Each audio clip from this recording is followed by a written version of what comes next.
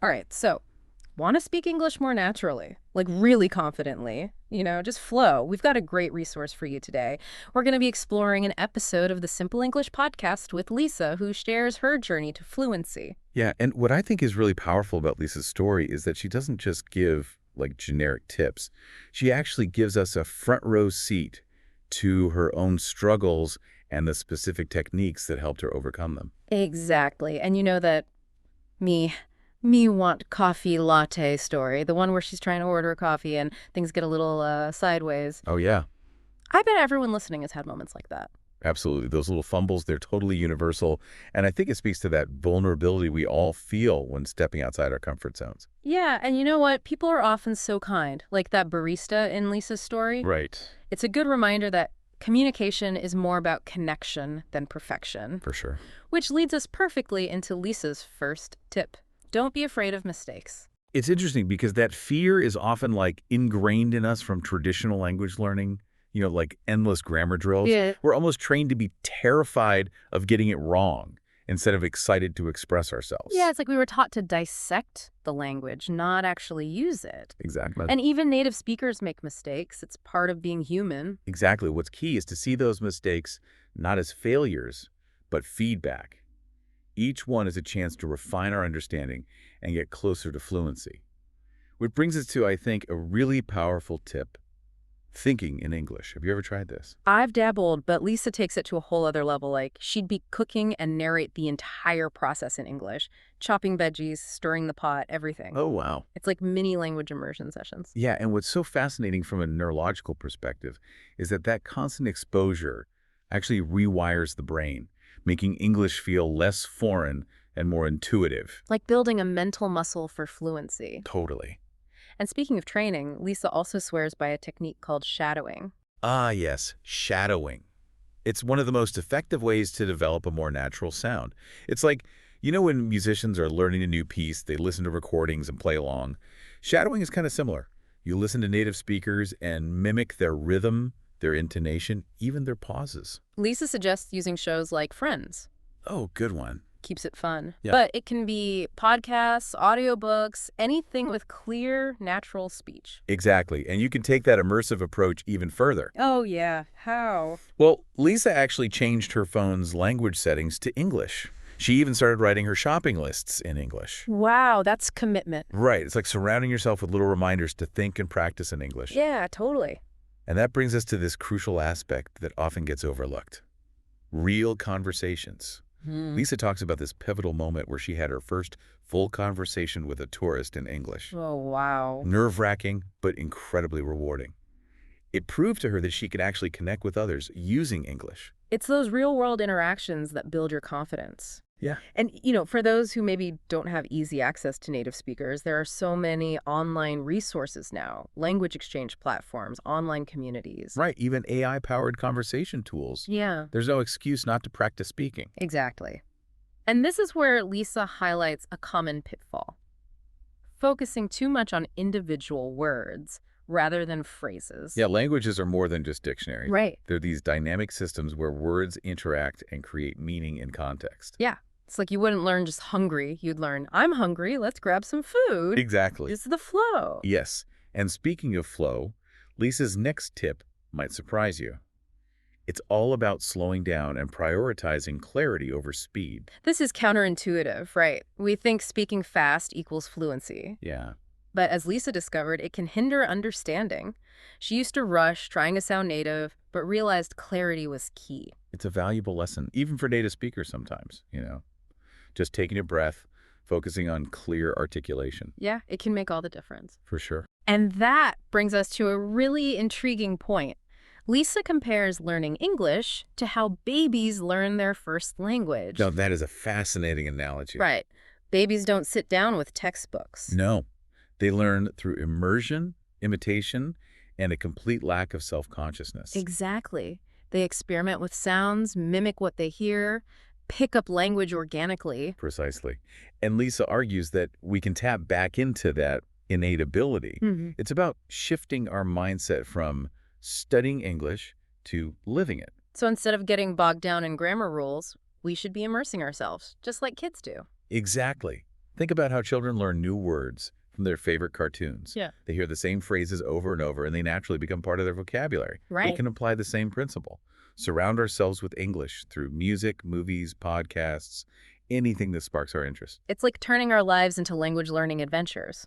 And Lisa's story really highlights that learning a language isn't just about achieving fluency, it's also about personal growth, pushing beyond our comfort zones. Absolutely. Embracing the journey, the stumbles, the triumphs, and the constant evolution that comes with learning something new. So, to recap what we've explored so far, Lisa's key takeaways for speaking English more naturally are: don't let the fear of mistakes hold you back.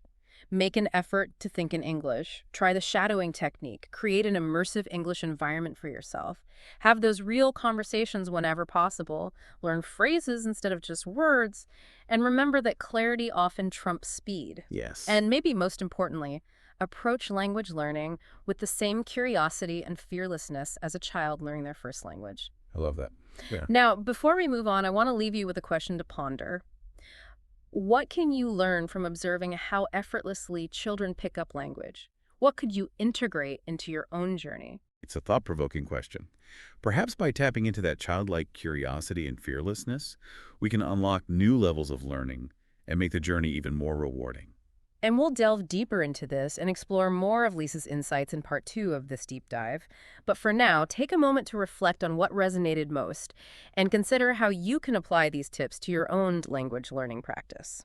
It's fascinating how Lisa highlights this parallel between learning a language Yeah. and a child's natural development. It's like she's encouraging us to uh, rediscover that innate capacity for language acquisition, that we all possess. It's like we've overcomplicated things, haven't we? We've traded that natural curiosity and playfulness for textbooks and rigid rules. Exactly. Think about it. Yeah. Children are like these fearless experimenters. They're not afraid to try out new sounds or mimic what they hear or, even make mistakes. That's how they learn. And Lisa's point is, I think, that we can learn a lot from that uninhibited approach. Yeah, it's about letting go of that fear of judgment and allowing ourselves to, play with the language. Precisely. Remember how we talked about the benefits of thinking in English? Well, children do this naturally. Yeah. They don't translate in their heads. They experience the world directly through the language they're learning. It's about shifting our perspective from English as a subject to English as a lens through which we view the world. Right. And another thing children do so well is they absorb language from their surroundings. They're like little sponges soaking up every word and phrase. Yeah, like how kids learn new words from their favorite songs or cartoons. It's through repetition and context, not memorization. Exactly. And this is where immersion becomes crucial. By surrounding ourselves with English through music, movies, podcasts, everyday conversations even, we create that rich language environment that fosters natural learning. It's like we're creating our own personal language playgrounds. Totally. And I think this brings us to a point that's particularly relevant to our deep dive today. The importance of finding joy in the learning process. Children learn best when they're engaged and having fun. And the same applies to us as adults. Yeah, it's about rediscovering that sense of wonder and excitement that we all had as kids, when we were first exploring the world. Precisely. Hmm. So, as you continue on your journey to speaking English more naturally, remember to infuse it with passion, curiosity, and a healthy dose of playfulness. Don't be afraid to try new things or make mistakes or, celebrate your progress. It's all about embracing the journey, the ups, the downs, and all those little aha moments in between. Absolutely. And remember, fluency isn't a destination. It's an ongoing process of growth and discovery. So be patient with yourself, enjoy the ride, and never stop exploring the beauty and the richness of the English language. Now, Lisa also emphasizes being mindful of our pace when speaking. She learned that speaking quickly doesn't actually always equal fluency. Sometimes slowing down can enhance clarity and understanding. Oh, absolutely. It's such a common misconception that fluency is all about speed. But actually, effective communication is about conveying your message clearly and, allowing your listener to follow your thoughts. And sometimes that means pausing, taking a breath, and choosing our words carefully. Right. It's like giving your listeners time to process and appreciate, the nuances of what you're saying. Exactly. And, even native speakers vary their pace depending on the context. It's part of that natural rhythm of language. So if you find yourself getting tongue-tied or feeling pressured to speak quickly, just remember Lisa's advice. Slow down, breathe, and focus on clarity. Yeah, it's amazing how a simple shift in pace can transform our communications. Totally. And, it's interesting how this connects back to the idea of learning from children.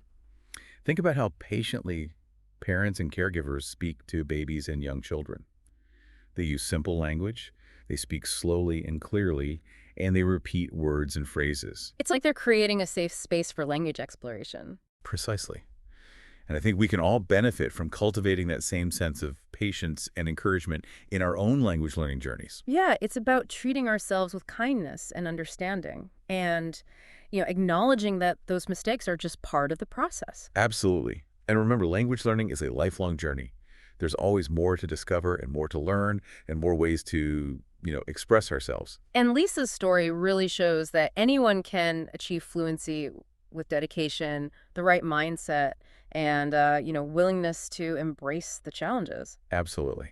Now, before we wrap up this part of our deep dive, I want to touch on something that Lisa brings up, which is the importance of embracing those real-world conversations. She remembers how her first full conversation in English with a tourist was a real turning point in her journey. Oh, wow. Yeah, nerve-wracking at first, but ultimately it gave her the confidence to realize that she could actually use English to connect with others. It's those real-life interactions Yeah. that solidify our skills, right? Exactly. And, for those who might not have regular access to native English speakers, there are so many great resources online these days. Things like language exchange platforms, online communities, even virtual reality experiences. The key is to seek out those opportunities to practice speaking and listening. It's about, taking that leap of faith and trusting ourselves to communicate, even if we stumble a bit along the way. Exactly. And remember, every interaction, every stumble, every successful exchange, it all brings you one step closer. So embrace the journey, be bold in your practice, and never underestimate the power of real-world communication. And we'll explore more of Lisa's insights and tips in the final part of our deep dive. But for now, take a moment to reflect on what resonated most with you. Maybe jot down any aha moments or specific techniques you want to try out. And remember, the journey to fluency is a personal one. So be sure to, tailor these tips to your individual learning style and goals. Listening to Lisa, it really hits home how much of this is about mindset. Oh, totally. It's not just vocab and grammar. It's that curiosity, that willingness to experiment, like we see in kids. Exactly. We need to give ourselves permission to be learners again. Remember how Lisa talked about making her everyday life into a language playground? Yeah. It's about weaving English into our lives, making it feel, organic and engaging. Not a chore, but a chance to grow and play. I love how she keeps coming back to real conversations. Those moments when you connect, you put your skills to the test, that's what builds fluency and confidence, wouldn't you say? For sure. It takes you beyond the books, into real communication. You realize language is about, well, connecting, sharing experiences. And those conversations, they don't have to be perfect, right? It's about getting comfortable with making mistakes, learning from them. Like Lisa's latte story, even that was a learning moment. Absolutely. Every interaction, big or small, helps us grow. The more we practice, the more natural it becomes. So keep looking for those chances to have real conversations, whether it's with native speakers, other learners, even online. Embrace those moments. And celebrate those wins along the way. Every conversation, every time you express yourself, every new phrase, those are victories. Before we wrap up, let's go back to that question. What can WE learn from how kids pick up language? How can we apply that? It's a good one to think about. Kids are amazing language learners because, well, they have that wonder, that playfulness. They're not afraid to experiment, to make mistakes. They just dive in. Maybe we need to rediscover that a bit, Let go of the inhibitions and just play with the language. I love that. Approaching it not as a task, but an adventure to enjoy. So as you keep going on your journey, tap into that inner child, that curiosity, that fearlessness. Embrace it all, celebrate your progress, and never lose that joy of learning. And remember, we're here to support you. Keep exploring, keep practicing, and keep that conversation going. Happy learning, everyone!